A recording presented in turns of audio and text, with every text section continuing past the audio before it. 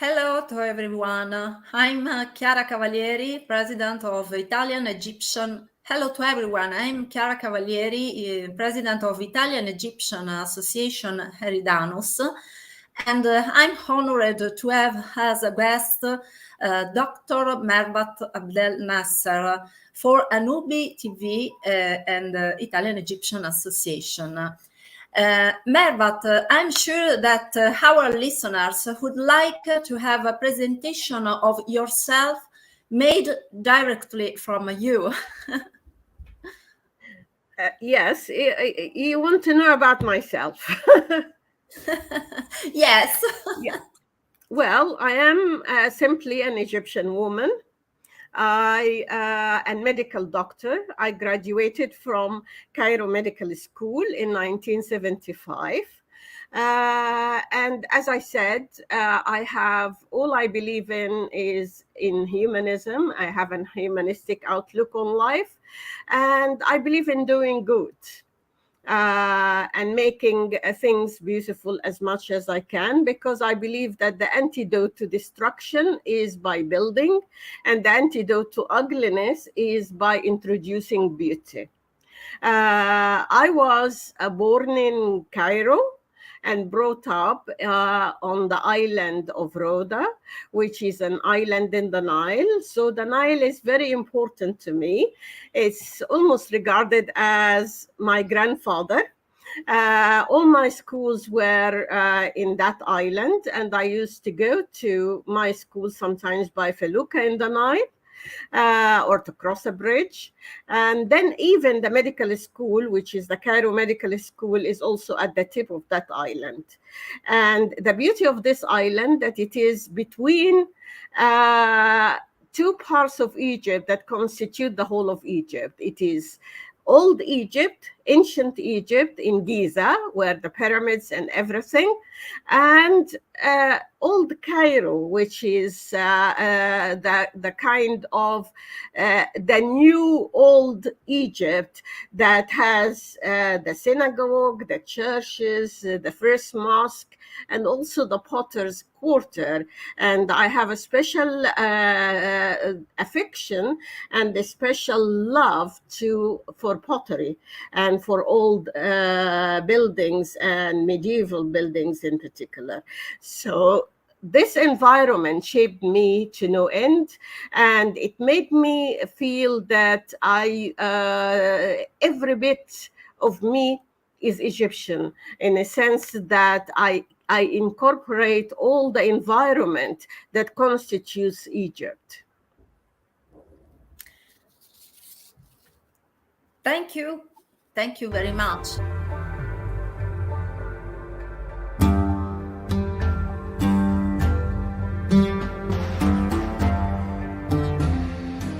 Hermopolis is the ancient city of Thoth, the god of wisdom, the inventor of writing, and the ultimate communicator of all arts and knowledge. It lies in Minia governorate, Middle Egypt, and its existence can be traced back to the earliest periods in Egyptian history. In Hellenistic Egypt, it was renamed after Hermes, the Greek equivalent of Thoth, and became a major center of learning, credited with the production of a philosophy that influenced human thought throughout the ages till our present time. However, and despite this heritage, the region where Hermopolis lies has suffered a great deal of neglect and marginalization in recent years.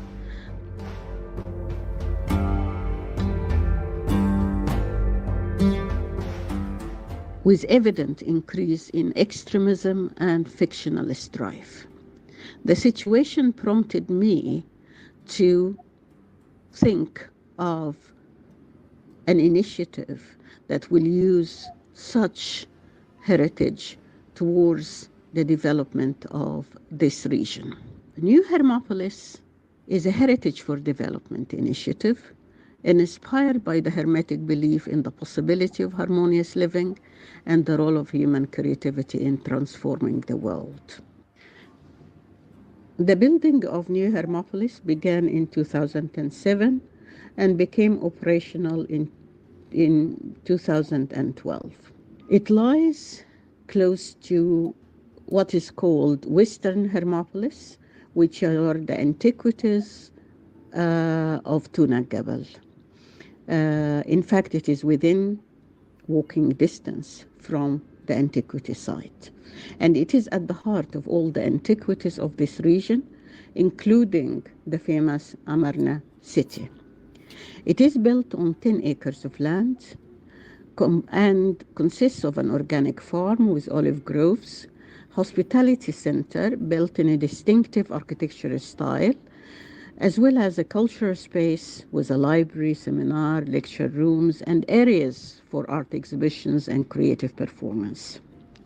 New Hermopolis, therefore, is an integrated example of development, combining ecotourism, desert agriculture, education in arts and culture, and heritage-inspired economy. It also serves to be a model for the future for possible replication in other parts, particularly in Middle and Upper Egypt.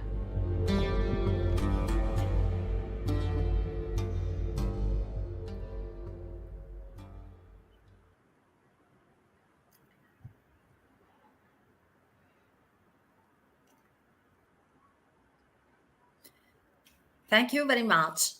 Hermopolis is the ancient city of Thoth, the god of wisdom, the inventor of writing, and the ultimate communicator of all arts and knowledge. How was born the idea of New Hermopolis, Mervat?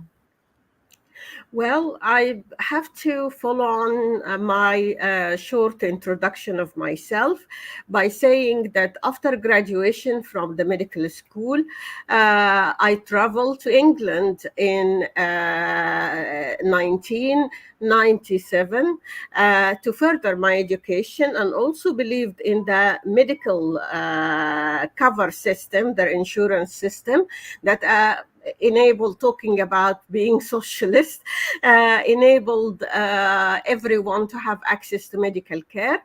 And while I'm there, I actually discovered that my passion is more towards psychiatry, although in fact psychiatry all my life was important to me, because it is the only branch in science or in medical sciences that has an interface with humanities and philosophy, and these are my first love. So I actually worked as a psychiatrist and developed my career there, and became a consultant psychiatrist and senior university academic. And all my work and my research is on the interface between culture and mental health, and I have several books in that respect. But then in the end, because my work in psychiatry is on the interface between culture and mental health or mental health problems, I realized that healing cannot be individualized. If I call myself a cultural psychiatrist, I have actually to try to heal the culture, not to heal the individual. Of course, this is a grand and ambitious aim, but we all try to make our world a better place as much as possible, without indoctrinating others into our philosophy or our own ideas, by just introducing new ways of thinking. So I felt the need to do something much bigger than just continuing as a psychiatrist, although this is in itself is important, and I loved my work and enjoyed it very much. But also the situation in Egypt was far more problematic than the rest of the world, because unfortunately we are not well educated in ancient Egypt. Egypt, and the prevailing culture is more into dogma and exclusionist philosophies and exclusionist ideas, and there is a division, and I'm sure that's not the case in Egypt only, but it is the whole world is becoming more polarized and more extremist. Hermetic philosophy, I came across Hermetic philosophy because I was introduced to ancient Egypt, luckily enough. The first year I was in England, I thought I knew about ancient Egypt, but in fact I didn't know enough. And it was the children in England that showed me that they know about Egypt more than me as an Egyptian. And I realized that ancient Egypt had a lot to offer in terms of its humanistic ideas and its art and beauty and the achievements that were made, that is still the whole of the world are benefiting from it. But to go back again to the healing principle, I actually felt that the only way to heal the world is by going back to an ancient philosophy that emphasized the role of creativity and the role of wisdom in helping the individual to seek solutions, creative solutions to their to one's problems. And that is the reason why my interest in Hermopolis came about. I am interested in the ancient Egyptian mind, in ancient Egyptian wisdom. And that is actually the reason why my emphasis is more on intangible Egypt and not tangible Egypt.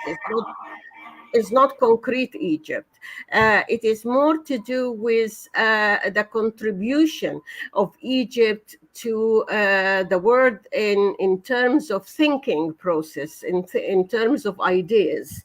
Unfortunately, a lot of people don't know anything about conceptual Egypt. All they know is about the monuments, be it pyramids, mummies, obelisks, and big statues. They don't know anything about the ancient Egyptian mind. And that was my idea. So first of all, I wanted to do something for the Egyptians to reintroduce them, or to introduce them to ancient Egypt that they know nothing about. And I wrote books for the children. I wrote also books for adults. I have books in Arabic. One of these books called Why Did Horus Lose His Eye? A New Reading in Ancient Egyptian Thought. I don't know whether you will think of translating it into Italian. It is in Arabic, not in English. And but after many years of trying to help individuals and the young readers through my books and my articles and everything, I realized that there is a need for something much bigger than that. So I decided to take an early retirement and return to Egypt to develop this particular part of Egypt because it is concerned with that intangible heritage. It is concerned with the human mind, because it is the place that produced the Hermetic philosophy, produced the Book of Thoth, produced the Emerald Tablet, also has connections with Panopolis or Akhmim, with the science of alchemy, and also has connections with Nag Hammadi documents or manuscripts. And it is also the heart of Egypt because it is in Middle Egypt. It is 320 kilometers from Cairo and 320 kilometers from Luxor and 320 kilometers from Hurghada and 320 kilometers from the oases El Kharga and Dakhla. So it is it's what they call it the golden ratio. And I'm sure that the Egyptians did not choose that haphazardly. I'm sure that it meant something for them. And to add to it is that tourism in general, they don't pay any attention to Middle Egypt. Middle Egypt is overlooked and marginalized. All the tourism in Egypt is either Cairo or Luxor and Aswan. It's only the odd tourist or even the odd travel agency that will bring them to see Amarna one night or whatever. But they have no idea about the treasures of Minia and also its significance to the whole of Egypt. Because as I said, conceptual tourism is non-existent because there is no link between all the sites in Egypt with the mind that created all these monuments. So it is very important to actually look at why the Egyptians created such amazing things, such wonders, and to try to delve into this. Added to this as well, this area, unfortunately, in recent years, especially in the past 30 or 40 years, has been the seat of extremism and yes. and fictional strife, because there is a huge Christian community there, Coptic community, and there is always a friction between the two communities. And unfortunately, even the Christians are also becoming extremist. So we are in a situation that it is led by extremist thought and fundamentalist thought on either side. And people are getting away from humanistic values and humanistic ideas. So to revive the ancient Hermopolis and its spirit that is actually about the universality of all the values that we believe in, and also that that humanity is one family that transcends boundaries of religion, creed, race, gender, nationality. So for me, that was important. It's also intrinsic to the Hermetic ideas is the belief in the potential of humanity, that humanity has a hope. And the hope is not only in the future, that we hope for a better tomorrow. The hope lies within the individual, and the individual has a continuous potential. And this potential is to remake himself or herself all the time.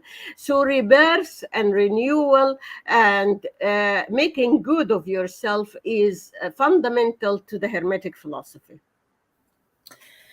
Mervat, yesterday I was in Vatican City, and the director of the office, diplomatic international office of Vatican City, say me that Egypt could be the cradle of a new global humanism. They are very interested in Egypt. In fact, they told me to create a collaboration with my association and the Vatican for Egypt, because it's a very beautiful country and has a big potential for culture all over the world. Yes, I entirely agree. I mean, apart from the Hermetic thinking, Egypt has been also, the UNESCO has agreed to the Holy Family path in Egypt. And in fact, they came to Hermopolis, and New Hermopolis is in between the monastery of the Virgin Mary in Gebel al-Tir in Samalot in Minia, and also there in Maharra and Dronka in Asyut. So we are midway, besides the fact that it says that the Holy Family actually rested in Ashmunin, which is ancient Hermopolis. So they stayed there for a bit of the night, for a night or so. It is important that Ashmunin as well was part of one of the places that the Holy Family visited. But more important, I think, than religious ideas, it is the fact that it is the seat, as I said, of humanistic values, and it is not. Exactly. For the Vatican, is important the humanistic value. Value. Yes, and I mean, what you are saying is really wonderful news to me, that the Vatican is interested in that, because I can see that this place can be a beacon of light to whole humanity, not only because Egypt is important in that respect, and the place is there, is within its boundaries. It is also because it transcends the boundaries of this place, because we all know, for instance, without Ficino, the whole world would not have known anything about the Hermetica. So his translation of the Hermetica into Latin introduced the world to the Hermetic philosophy and the Hermetic values. Also, the same applies for the Arab Muslim scholars who had a special affinity and special interest in that part of Egypt, as well as Akhmim and alchemy, because alchemy is about bettering yourself and making something valuable of your own crude, cheap, unrefined self, which is behind Sufism. By elevating your soul through knowledge and development, you are closer to your heavenly part. You are closer to the sublime part of yourself. So it is really the seat, and it's also important for the Kabbalah, because the Kabbalah also developed from that part of Egypt. So we have the three religions, in a way, combined in humanism, in their humanistic versions, in their spiritual versions, be it Sufism, be it Gnosticism, or be it Kabbalah, and or be it whatever you want to call it, because it is all about three things. Being and becoming is one aspect. You cannot be without continually becoming. It's also, humanity is one family that transcends race and creed, and also that God is one and all, that has several manifestations, but in the end it is one. Thank you very much. I hope we could do interesting future projects. Can you describe the impact of the project on the local community? Yeah, well, New Hermopolis, as I said, it is a kind of revival of the spirit of ancient Hermopolis. And the spirit of ancient Hermopolis is about integration. So the grassroots population and the community are essential from the beginning. It is actually important to include them. And without them, actually, the project will die. So it is an integrated model. It has a farm, and it has an eco-lodge, and it has a culture, an art and culture center. So the farm we have outreach programs with the local community, teaching them about organic agriculture, and also about desert agriculture and ecotourism and eco farming, and also trying to introduce them to new ways of marketing their own food products. And our cuisine and or the meals we serve in New Hermopolis are also heritage food, rural Egypt, especially Upper Egyptian food and Upper Egyptian bread types, which is in itself is an important aspect of our heritage. And it is cooked and sometimes served by the local women. All the workforce in New Hermopolis are actually drawn from the local villages, and all they show their talent and develop their talent within our cultural space. We foster their talent and we allow them to perform and present their ways of thinking, and try to introduce things like interactive theater, storytelling, stick dancing, hymn singing. We have big Coptic community, as I said, so we try to do that, and we celebrate all the festivities. So yes, they are part and parcel of this project. So the outreach programs is all about trying to make New Hermopolis a kind of hub, and then through it there is quite a lot of projects branching out from that hub, and then pouring out their activities again into Hermopolis. Thank you. New Hermopolis was awarded worldwide Best Creative Residency by Creative Tourism Network in 2017. Which are the aims of creative tourism in general? Creative tourism is generally about, it is a branch of cultural tourism. It is a further development on cultural tourism. Because again, cultural tourism, as I said earlier, it deals mainly with antiquities, archaeological sites, but with disconnection or with lack of connection with the population that live in these archaeological sites. But the creative tourism is believing in the creativity of every individual and the creativity of the land itself, of the site itself, that the site can be inspirational to a lot of creative activities. And as I mentioned, in the Hermetic principle is about creativity, is about renewal, revival, rebirth, and making or creating a better version of yourself. So creative tourism is about engagement and the integration with the local community into a creative process.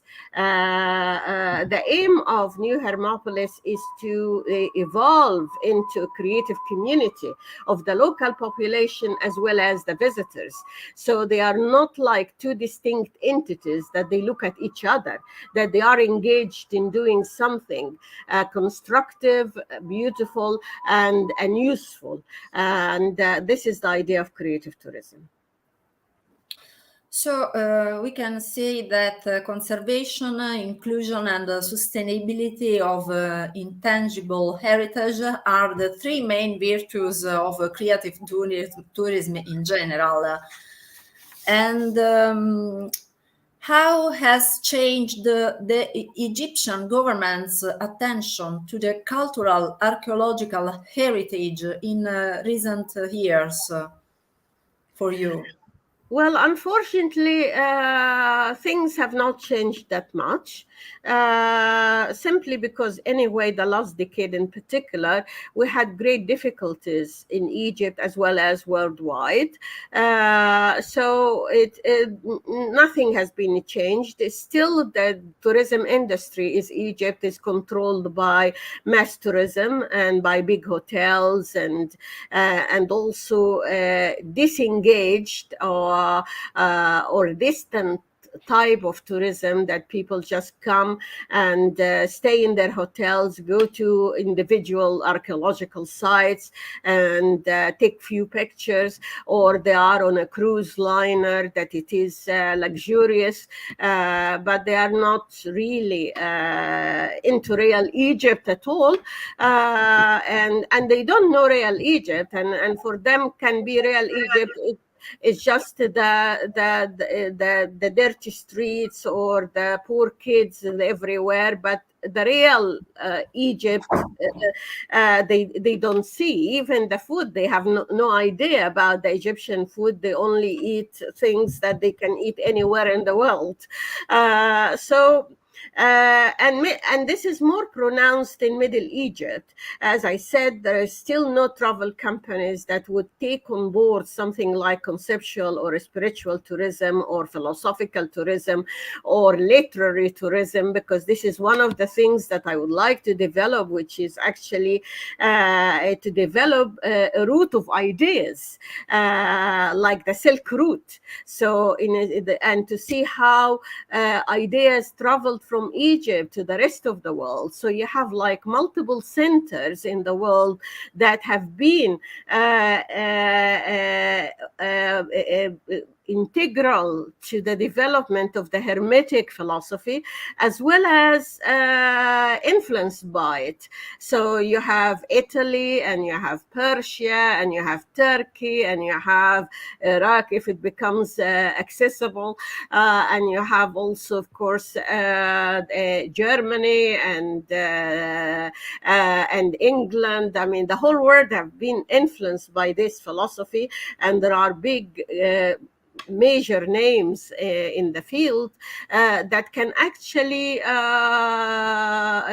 be like important themes within this literary route, or this route of ideas, to look at how ideas traveled from Egypt, the ideas that matter now, the humanistic ideas that mattered, and how it was developed by all the thinkers that we still regard as important and relevant to our enlightened thinking now.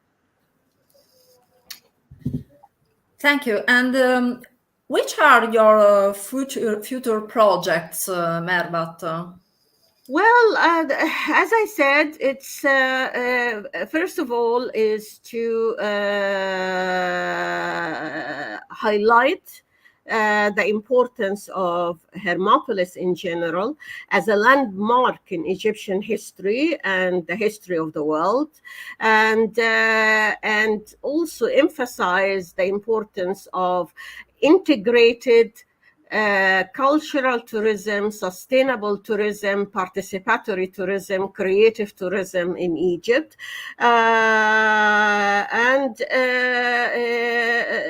also introduce Egypt and the world to the idea of a creative community, but it's not like an just intentional community for a small group of people, but it is also a community that believes in humanism in general.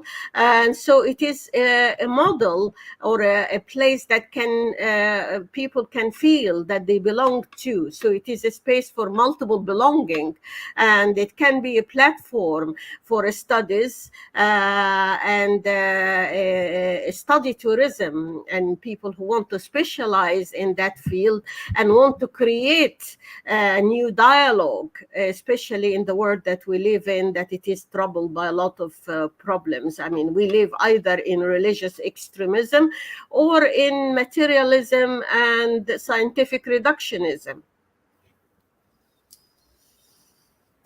Thank you, Mervat.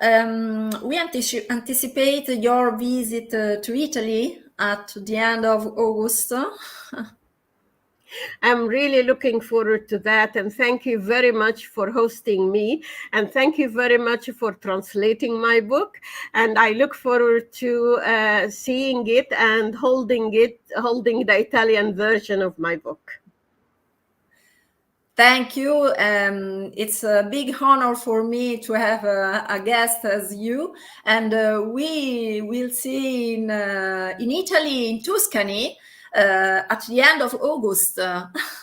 Well, the honor is mine and the pleasure is mine. I'm really grateful to you and grateful to Leonardo. And I'm really looking forward to meeting you all by the end of August. Thank you. And looking forward to Tuscany as well. Yes. we all in Tuscany. Thank you very much, Chiara. Thank you, Mervat. Bye-bye. Bye-bye.